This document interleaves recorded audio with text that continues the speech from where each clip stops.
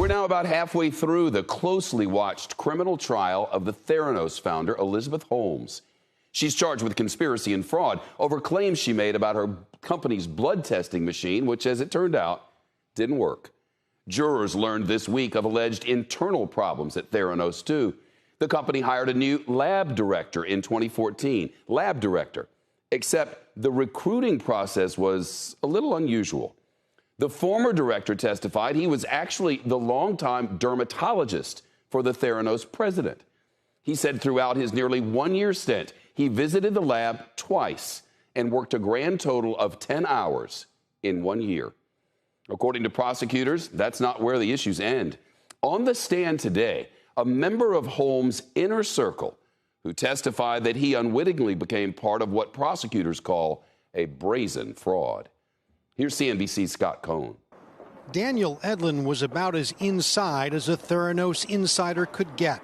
Recruited by Elizabeth Holmes' brother, Christian, a classmate at Duke, Edlin helped manage the relationship with Walgreens, which invested millions to put Theranos testing into its stores.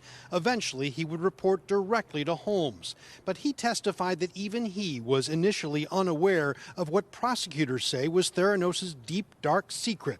That rather than analyzing finger-stick blood samples on Theranos' own devices, the technology that was supposed to revolutionize healthcare, the company was using third-party equipment. He says he didn't learn until 2 years later, in 2016, that technology demonstrations he was staging for potential business partners, demonstrations directed in part by Holmes herself, were a charade. He says he resigned because he no longer believed that the company was able to stand behind the claims it was making. Did Theranos ever fake its technology demonstrations?